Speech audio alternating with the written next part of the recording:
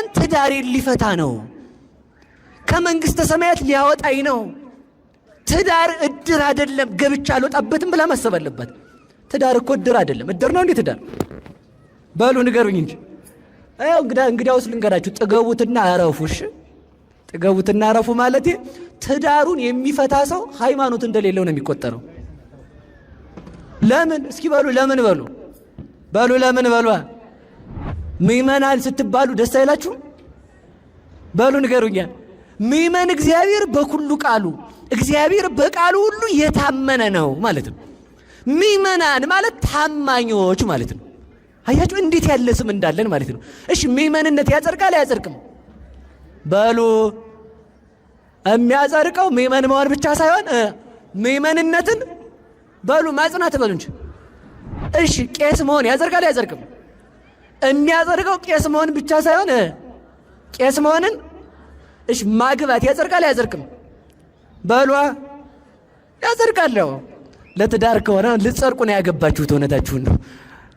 ይህን ስለተናገርኩት ሁለተኛ አልደግመውም።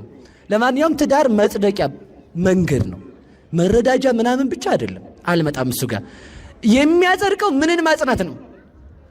በሉ ትዳርን በሉ እንጂ። እሺ ጳጳስ መሆን ያጸድቃል አያጸድቅም? በሉ እንጂ። የሚያጸድቀው ጳጳስ መሆን ሳይሆን ጳጳስነትን ሰባኪ መሆን ያጸድቃል አያጸድቅም? ያጸድቃል። የሚያጸድቀው ምን መሆን ነው? ሰባኪነትን ማጽናት። እስኪ ማጽናት በሉ በሞት ያንዴ። ድንግል ማርያም ሆይ አንቺ ተመልከቱ፣ እኔ የተጠማሁ ነኝ፣ አንቺ የወርቅ መቅጃ ነሽ፣ ልጅሽ የሕይወት አዘቅት ነው።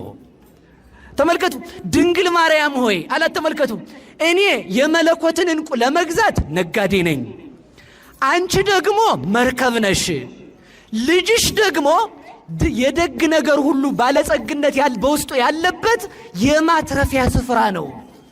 ድንግል ማርያም ሆይ እኔ አላት። ተመልከቱ፣ ድንግል ማርያም ሆይ እኔ የተራብኩ ነኝ፣ አንቺ የህብስተ ሕይወት የክርስቶስ እናቱ ነሽ፣ ልጅሽ ደግሞ ህብስተ ሕይወት ነው።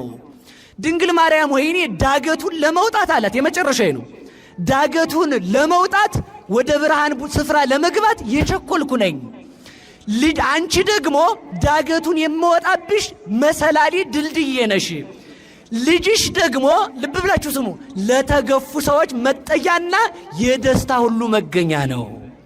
ድንግል ማርያም እኔ በስምሽ እለምናለሁ፣ አንቺ ስለ እኔ ትለምኛለሽ፣ ልጅሽ ስለ እኔ ኃጢአቴን ያስተሰርይልኛል፣ የልቤንም መሻት ይሰጠኛል።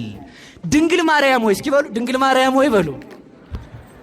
እኔ ቁስለኛ ነኝ፣ አንቺ የመድኃኒት ሙዳይ ነሽ፣ ልጅሽ ደግሞ ባለ መድኃኒቱ ነው።